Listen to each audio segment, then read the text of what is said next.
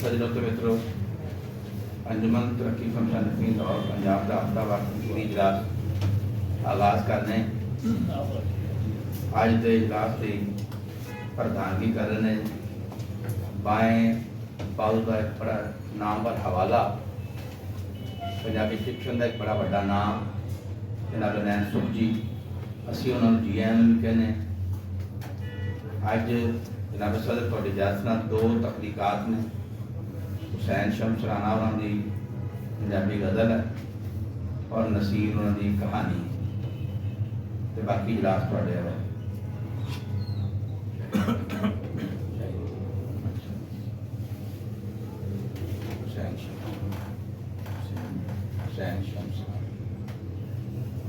हुसैन शम्स साहब पहला गज़ल करोगे जी? गज़ल पढ़ने की कोशिश कर रहे हैं। कोई बैठो बैठो ना मेरी बैठो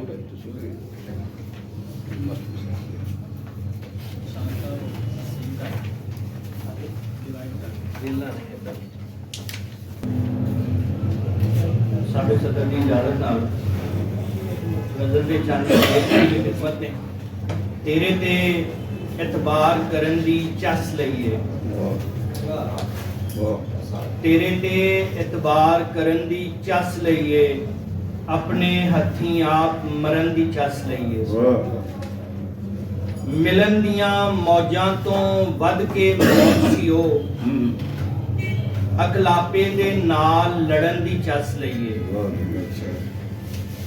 हारे बिल्कुल हारन दा हिरख नहीं दुश्मन दे एक बार डरन दी चस लईए डुबे हाँ डुबना सी डुबिया की होया वाल आईए खूब तरन दी चस लईए शमस पंध हयाती कीती जाना वा सदरां दे हर बार हरन दी चस लईए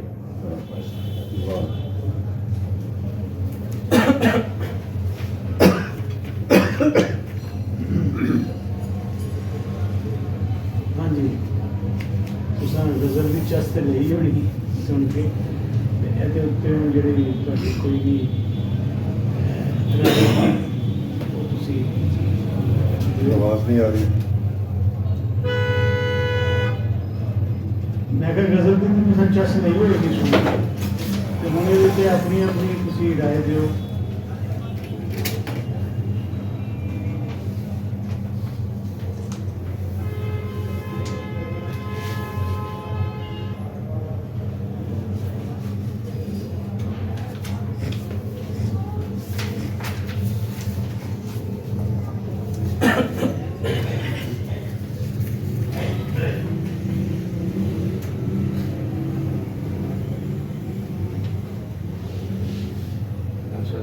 जी जी सदर हुसैन शम्स राणा चंगी गज़ल कहता पंजाबी ते उर्दू आज की ये गज़ल ये वजूदी हवाला थोड़ा जा ज़्यादा है समाजी हवाला थोड़ा जा घट है। दो शेर ऐसे उन्होंने कढ़े ने जिन्होंने में सानू सियासी नजर आता है हारे हाँ बिल्कुल हारन का हिरक नहीं दुश्मन के एक बार डरन की चस लईए ये साडे मौजूदा सियासी मंजरनामे के उत्ते इन्होंने चोट करने की कोशिश की है। इन्हों का फिक्री हवाला है वो तो है बाएं बाजू का लेकिन अपनी सतह के दोस्तों की अपनिया भी चॉइसिस होंदियां ने मैनू ये वो चॉइस नज़र आती पई ये साढ़े बहुत सारे दोस्त किसी भी गलत फहमी या मुगालते की बिना पे इमरान खान के नाल खलोते रहे ये शायद उसका हवाला देना चाह रहा है। बाकी दोस्तों की अपनी राय है खिलाफ भी किया जा सकता है। ते दूसरा शेर है डुबे हाँ डुबना सी डुबिया की होया ਵਾਲ ਆਈਏ ਖੂਬ ਤਰਨ ਦੀ ਚਸ ਲਈਏ, ਇਹ ਵੀ ਵਜੂਦੀ ਸ਼ੇਰ ਹੈ। ਤੇ ਜਾਂ ਦਾ ਮਤਲਬ ਵੇਖੀਏ ਤੇ ਉਹਨੂੰ ਅਸੀਂ ਕੋਈ ਸਿਆਸੀ ਸਮਾਜੀ ਹਵਾਲਾ ਦੇ ਸਕਨੇ ਆ ਕਿ ਤੇਰੇ ਤੇ ਇਤਬਾਰ ਕਰਨ ਦੀ ਚਸ ਲਈਏ, ਆਪਣੇ ਹੱਥੀਂ ਆਪ ਮਰਨ ਦੀ ਚਸ ਲਈਏ। ਇਹ ਵੀ ਗੱਲ ਉਧਰ ਨਹੀਂ ਟੁੱਟਦੀ ਜਾਂਦੀ ਜਿਹੜੀ ਮੈਂ ਅੱਗੇ ਖਾਨ ਸਾਹਿਬ ਦੇ ਤਨਾਜ਼ਰ 'ਚ ਗੱਲ ਕੀਤੀ। ਸਾਡੇ ਕੁਝ ਦੋਸਤ ਫਿਕਰੀ ਮੁਗਾਲਤੇ ਦਾ ਸ਼ਿਕਾਰ ਰਹੇ ਕਿ इमरान खान ਦੇ ਆਉਣ ਨਾਲ ਸ਼ਾਇਦ ਤਬਦੀਲੀ ਆਏਗੀ, ਲੇਕਿਨ ਜੋ ਭਾਰ ਇਮਰਾਨ ਖਾਨ ਸਾਡੀ ਇਸ ਸੋਸਾਇਟੀ ਉੱਤੇ ਪਾ ਕੇ ਗਿਆ ਹੈ, ਉਹ ਲਾਹ ਦੇਵੇਂ ਸਾਨੂੰ ਮੇਰਾ ਖਿਆਲ ਸਦੀਆਂ ਦਰਕਾਰ। ਬਾਕੀ ਗਜ਼ਲ ਆਪਣੇ ਫਨੀ ਮਾਸਨ ਵਿੱਚ ਸੀਰ ਸਾਹਿਬ ਬੈਠੇ ਨੇ, ਡਾਕਟਰ ਸਾਹਿਬ ਬੈਠੇ ਨੇ, ਰਾਘਵ ਭਾਈ ਬੈਠੇ ਨੇ, ਅਲੀ ਅਸਗਰ ਅब्बास ਸਾਹਿਬ ਬੈਠੇ ਨੇ। ਉਹ ਦੱਸਣਗੇ ਮੈਨੂੰ ਤਾਂ ਇਹਦੇ ਵਿੱਚ ਕੋਈ ਫਿਕਰੀ ਅਸੀਂ ਯਾਨੀ ਬੁਨਤ ਵਿੱਚ ਕੋਈ ਘਾਟ ਨਜ਼ਰ ਨਹੀਂ ਆਉਂਦੀ। ਬਾਕੀ ਇਹ ਦੋਸਤ ਦੱਸਣਗੇ कि गज़ल मजीद की कहती है, खोलेंगे गल। बहुत शुक्रिया सर। एक छोटी जी मैं गल करना चाहूँगा। असल माइक इस गज़ल के 5 जेड़े अशार बहुत शुक्रिया सर। एक छोटी जी गल मैं करना चाहांगा कि यह जिहड़ी गज़ल के 5 अशार ने ਇਹਦੇ अंदर जिस तरह खालिक साहब ने फरमाया कि बिल्कुल बाकी दोस्त गल करनगे, ਮੈਨੂੰ ਇਸ ਤਰ੍ਹਾਂ ਲੱਗਿਆ ਕਿ ਕੋਈ ਇੱਕ ਖਿਆਲ ਹੈ ਜਿਨ੍ਹਾਂ ਨੂੰ 5 ਅਸ਼ਾਰ ਵਿੱਚ ਕੁਝ ਥੋੜੀ ਜੀ ਮਾਈਨਰ ਤਬਦੀਲੀ ਦੇ ਨਾਲ ਜਿਹੜਾ ਨਾ ਰਿਪੀਟ ਕੀਤਾ ਗਿਆ ਕਿ ਇਹ ਪੂਰੀ ਗਜ਼ਲ ਸੁਣਨ ਤੋਂ ਬਾਅਦ ਇੱਕੋ ਵਰਗਾ ਖਿਆਲ, ਮਤਲਬ ਗਜ਼ਲ ਦਾ ਜਿਹੜਾ ਹਰ ਸ਼ੇਰ ਹੈ ਉਹਦੇ ਅੰਦਰ ਇੱਕ ਮੁਖਤਲਿਫ ਖਿਆਲ ਦੀ ਗੁੰਜਾਇਸ਼ ਹੁੰਦੀ ਹੈ ਲਿਖਣ ਵਾਲੇ ਕੋਲੋਂ। ਉਹ ਮੈਨੂੰ ਲੱਗਾ ਕਿ ਸ਼ਾਇਦ ਇਹਨਾਂ ਨੂੰ ਅਗਰ ਉਹ ਦੁਬਾਰਾ ਇੱਥੇ ਦੇਖਣ ਤੇ ਇਸ ਚੀਜ਼ ਨੂੰ ਰੱਖਣ ਕਿ ਇੱਕੋ ਖਿਆਲ ਉੱਤੇ ਇੱਕੋ ਹੀ ਗਜ਼ਲ ਵਿੱਚ 5 ਅਸ਼ਾਰ ਕਹਿਣਾ ਠੀਕ ਨੇ, ਕਿਉਂਕਿ ਮੈਂ ਪਤਾ ਹੈ ਕਿ ਹੁਸੈਨ ਸ਼ਮਸ ਸਾਹਿਬ ਕੋ ਬਹੁਤ ਸਾਰੇ ਖਿਆਲਾਤ ਹੈ ਤੇ ਕੀ ਉਹਨਾਂ ਨੂੰ ਇਹਦੇ ਬਾਰੇ ਜ਼ਰਾ ਰੀਥਿੰਕ ਕਰ ਲੈਣ ਅਗਰ ਉਹ ਮੁਨਾਸਿਬ ਸਮਝਣ। कोई और दोस्त सीर साहब?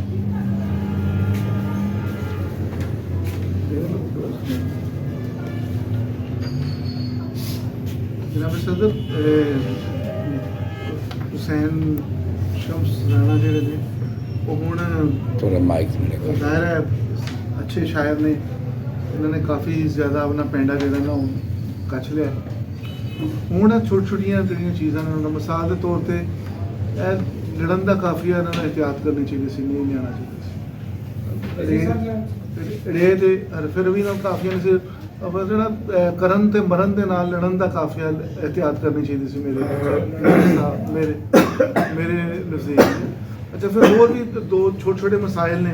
ਮਤਲਬ ਅਸੀਂ ਸਮਝਦੇ ਹਾਂ ਪੰਜਾਬੀ ਗਜ਼ਲ ਤੇ, ਕਿ ਪੰਜਾਬੀ ਗਜ਼ਲ ਵੀ ਉਨੀ ਹੀ ਮੇਰਾ ਖਿਆਲ ਹੈ ਮਜ਼ਬੂਤ ਹੋਣੇ ਚਾਹੀਦੇ ਨੇ ਮਿਸਰੇ, ਜਾਂ ਉਨੀ ਹੀ ਜਾਨ ਮਾਰਨੀ ਚਾਹੀਦੀ ਸਾਨੂੰ ਜਿੰਨੇ ਕਿ ਦੂਸਰੀ ਜ਼ੁਬਾਨਾਂ ਦੀ ਗਜ਼ਲ।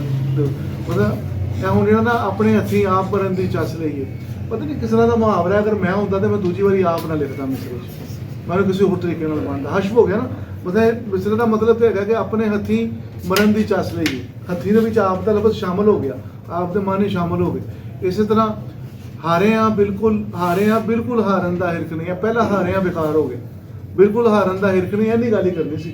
ਉਹਦਾ ਮਿਸਰਾ ਹੈ ਨਾ ਅੱਗੇ ਛੋਟਾ ਮਿਸਰਾ ਹੈ, ਉਹਦੇ ਵਿੱਚ ਵੀ ਤੁਸੀਂ ਭਰਤੀ ਦੇ ਲਫ਼ਜ਼ ਇਸ ਤਰ੍ਹਾਂ ਮਤਲਬ ਕਿ ਅਸ਼ਵਜ਼ ਵਾਹਿਦ ਪਾਓਗੇ ਤਾਂ ਥੋੜ੍ਹਾ ਜਿਹਾ ਜਿਹੜਾ ਨਾ ਉਹ ਮਤਲਬ ਹੁਣ ਅਸੀਂ ਤਵੱਕੋ ਕਰ ਰਹੇ ਹਾਂ ਕਿ ਗਜ਼ਲ ਹੁਸੈਨ ਸ਼ਮਸ ਦੀ ਹੋਣੀ ਚਾਹੀਦੀ ਹੈ। ਉਹ ਹੁਸੈਨ ਸ਼ਮਸ ਜਿਹੜੇ ਸ਼ੁਰੂ 'ਚ ਇੱਥੇ ਆਏ ਸਨ ਉਹਨੂੰ ਉਹ ਉਸ ਤਰ੍ਹਾਂ ਨਹੀਂ ਮੇਰੇ ਖਿਆਲ ਦੇ ਵਿੱਚ। ਛੋਟੀਆਂ ਗੱਲਾਂ ਨੇ ਇਹਨਾਂ ਦਾ ਅਗਰ ਧਿਆਨ ਕੀਤਾ ਜਾਏ, ਮਤਲਬ ਇਸਮ ਦੀ ਜਗ੍ਹਾ ਤੇ ਫਿਰ ਜ਼ਮੀਰ ਕਿਸ ਨਾਲ ਲੁਟਾਣੀ ਹੈ ਔਰ ਬਾਰ ਇਸਮ ਨਹੀਂ ਆਉਣਾ, ਇਹ ਛੋਟੀ ਚੀਜ਼ਾਂ ਨੇ। ਅਗਰ ਇਹਨਾਂ ਦਾ ਖਿਆਲ ਕੀਤਾ ਜਾਏਗਾ ਤਾਂ ਇਹ ਗਜ਼ਲ ਮਜ਼ੀਦ ਚੁਸਤ ਹੋ ਜਾਏਗੀ। ਮੈਂ ਇਹਨੂੰ ਕੋਈ ਬਹੁਤ ਨਕਸ ਇੱਕ ਲੜਨ ਵਾਲੇ ਕਾਫੀਏ ਤੋਂ ਇਲਾਵਾ ਮੈਂ ਕੋਈ ਐਡਾ ਨਕਸ ਨਹੀਂ ਮੰਨਦਾ, ਲੇਕਿਨ ਹੈਗਾ ਕਿ ਹੁਸੈਨ ਸ਼ਮਸ ਦੇ ਐਂਡ ਦੇ ਨਕਸ ਹੈ।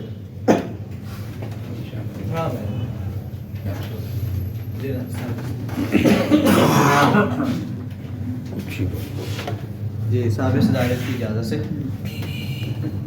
चूँकि आबा साहब नहीं है तो उन्होंने गैर मौजूदगी का फायदा चुक लेना चाहिए, हालांकि गल नहीं सही।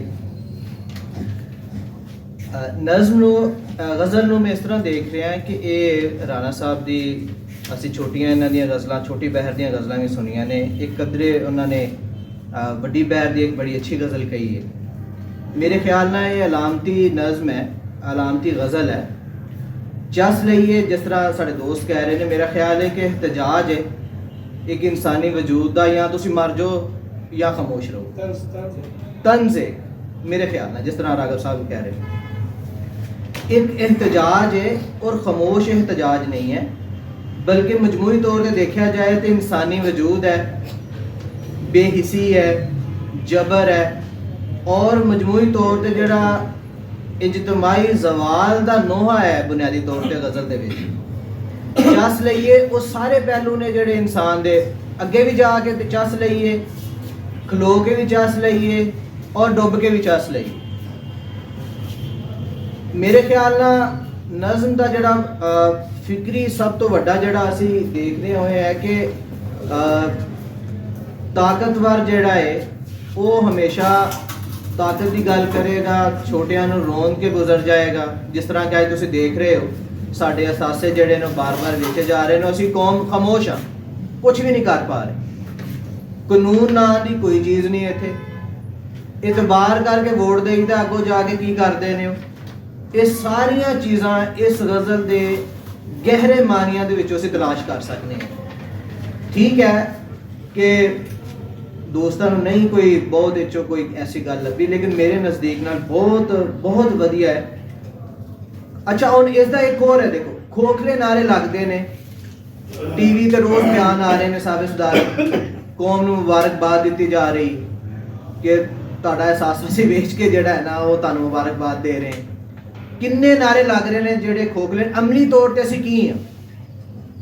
ये सिर्फ एक ज़ात का नोहा नहीं है, बल्कि हर उस समाज के फर्द का नोहा है जिहड़ा कह रहा है कि मैं यह भी करके देख लिया कुछ नहीं बनया, नाल खलो के देख लिया कुछ नहीं बनया, कानून के मुताबिक फैसला करने की या लैन की कोशिश की कुछ नहीं बनया। जाहिर है कानून आम आदमी वास्ते तो नहीं है।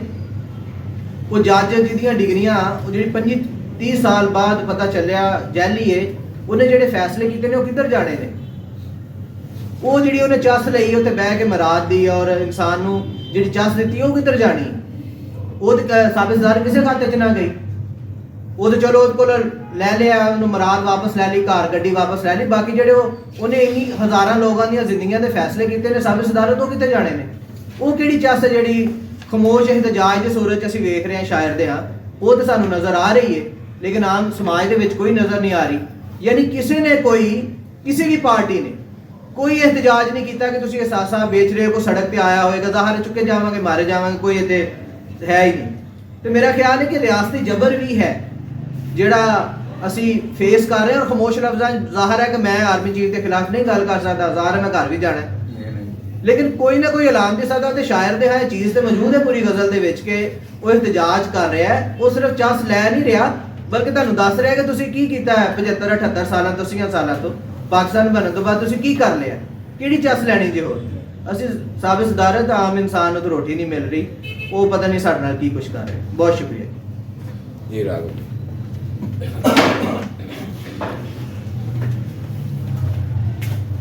मैं तफसील से तो बात नहीं कर सकता क्योंकि मैं ज़बानी मैं नहीं इतने इदराक नहीं मुझे इस ज़बान पर, मैं उर्दू से मेरा ताल्लुक़ है।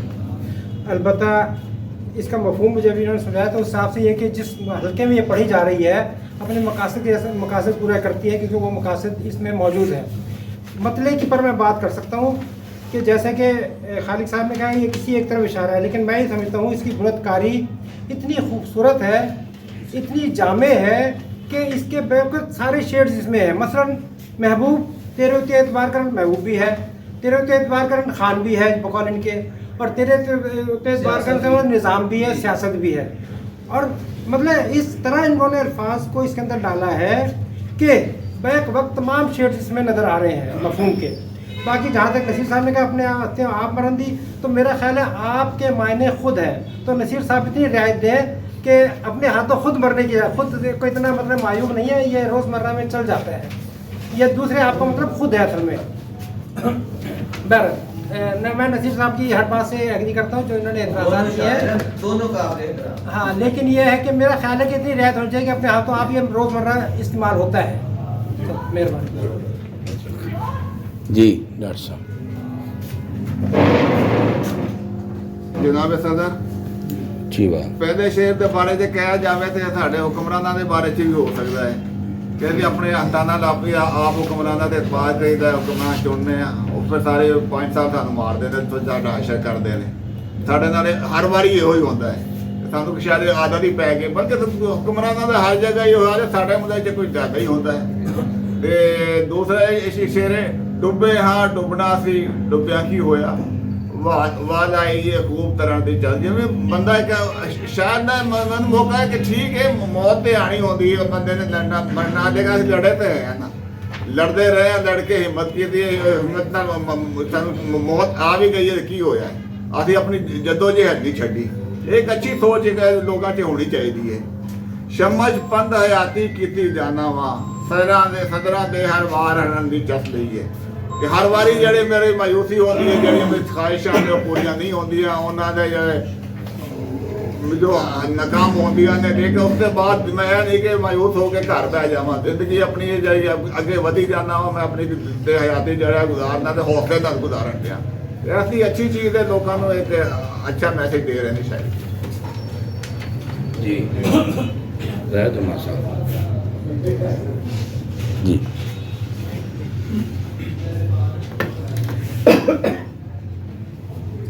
ਇਨਸਾਨੀ ਹਯਾਤ ਦੇ ਵਿੱਚ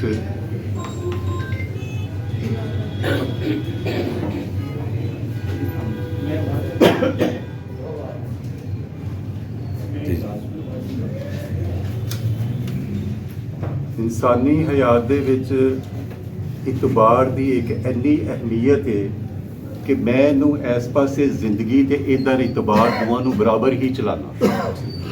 ਅਗਰ ਇਤਬਾਰ ਜ਼ਿੰਦਗੀ 'ਚ ਮੌਜੂਦ ਨਹੀਂ ਤਾਂ ਜ਼ਿੰਦਗੀ ਵੀ ਨਹੀਂ। ਤੁਸੀਂ ਆਪਣੀ ਜ਼ਿੰਦਗੀ ਦੇ ਜਿੰਨੇ ਵੀ ਡਿਸਿਪਲਨ ਨੇ, ਜਿੰਨੇ ਇੰਸਟੀਚਿਊਟ ਨੇ, ਉਹਨਾਂ 'ਚ ਜ਼ਰਾ ਜਾ ਕੇ ਦੇਖ ਲਓ ਕਿ ਕਾਗਜ਼ ਦਾ ਰਿਟਨ ਇਤਬਾਰ ਬਾਅਦ 'ਚ ਆਉਂਦਾ ਹੈ, ਇਨਸਾਨਾਂ ਦਾ ਦਿਲਾਂ ਦਾ ਜਿਹੜਾ ਇਤਬਾਰ ਹੈ ਉਹ ਪਹਿਲੇ ਲੀਡ ਕਰਦਾ ਹੈ। ਉਹਦੇ ਲਈ ਨਾ ਲਫ਼ਜ਼ਾਂ ਦੀ ਜ਼ਰੂਰਤ ਹੁੰਦੀ ਹੈ ਤੇ ਨਾ ਕਿਸੇ ਸਟਾਮ ਦੀ ਜ਼ਰੂਰਤ ਹੁੰਦੀ ਹੈ। ਇਹਦੇ ਵਿੱਚ ਦੂਸਰੇ ਮਿਸਰੇ ਦੇ ਵਿੱਚ ਜਿਹੜਾ ਕਿਹਾ ਗਿਆ ਹੈ,